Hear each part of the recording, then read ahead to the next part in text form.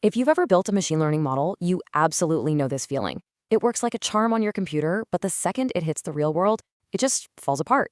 So why does that happen? Well, the answer lies in this really delicate dance between two opposing forces, overfitting and underfitting. Getting this balance right, it's probably the single most important step to building models that actually work. Let's dive in. So right here, this is the central mystery, isn't it? You've poured weeks, maybe even months into your model. It's hitting, say, 99% accuracy on your data. You're ready to pop the champagne, but then you deploy it and it's a total disaster. Why? That is the exact question we're going to answer today. You know, the best way to think about this is to imagine you're studying for a huge exam.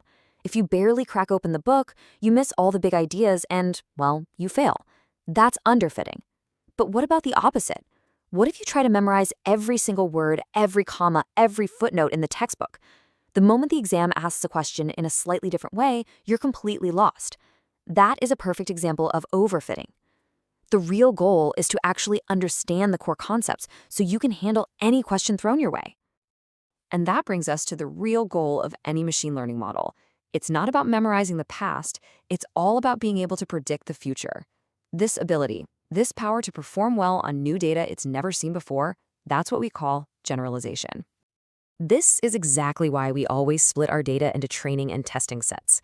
I mean, any model can ace a test if it's already seen all the questions and answers. That's not intelligence, that's just memorization. The real acid test, for a student and for a model, is how it handles something totally new. So remember, performance on unseen data is the only metric that really, truly matters. So whenever a model fails to generalize, it's almost always because of one of two main culprits. Think of them as the two extremes we're desperately trying to avoid. Underfitting, where the model is just way too simple, and overfitting, where it's become way too complex. Okay, first up, underfitting. Just picture your data points making this beautiful, complex curve, but your model can only draw a straight line. It's just too basic, too simple to even begin to grasp the real pattern.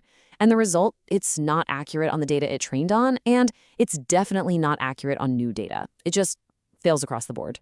Now, on the complete other end of the spectrum, you have overfitting. This is what happens when a model is so incredibly complex that it doesn't just learn the pattern, it literally memorizes every single data point, and that includes all the random noise and tiny little outliers. It's like a frantic, wiggly line that hits every single dot perfectly. It looks like an absolute genius on the training data, but because it learned the noise instead of the signal, it completely collapses the second it sees new information. All right, this slide right here is your diagnostic cheat sheet. It's simple. If both your training accuracy and your test accuracy are low, your model just isn't getting it. That's underfitting. But, and this is the huge red flag, if your training accuracy is sky high, but your test accuracy is in the gutter, you know your model has just memorized the noise. That's overfitting. And believe it or not, these problems are just the symptoms of something deeper, a fundamental tension in all of machine learning, the trade-off between bias and variance. So you're probably asking, well, why can't we just build a model that avoids both? And that is a fantastic question. The reason is because of this fundamental tug of war at the very heart of machine learning, the bias-variance trade-off. And trust me, understanding this is like getting the keys to the kingdom. Let's break that down. First up is bias. You can think of bias as the errors that come from your model making overly simplistic assumptions about the data. A model with high bias is like that straight line trying to fit a curve. It's just biased towards being simple, and it completely misses the complex reality. So high bias is the direct cause of underfitting. And on the flip side, you've got variance. Variance is the error you get from a model that's too complex, too sensitive. It pays way too much attention to the training data, so much, in fact, that tiny little changes in that data would cause its predictions to swing wildly all over the place. This extreme sensitivity is exactly what causes overfitting.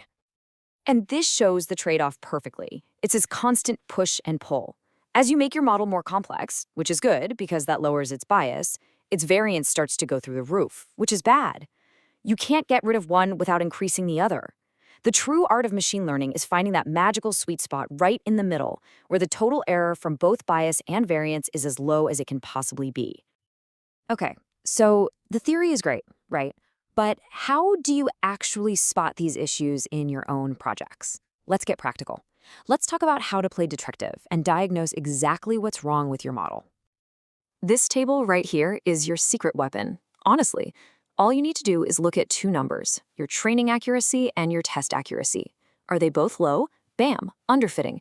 Is your training accuracy amazing, but your test accuracy has taken a nosedive? Classic case of overfitting. And what's the dream scenario? Both numbers are high and they're nice and close to each other. That's how you know you've found that sweet spot. Now, for a more advanced, kind of pro-level view, people often use something called learning curves. Basically, you plot your model's performance as it sees more and more data. This lets you visually see the gap between how well it does on training data versus new data. If that gap is really big and just stays that way, that's a huge sign of overfitting. If both curves just flatten out at a low accuracy, that's probably underfitting.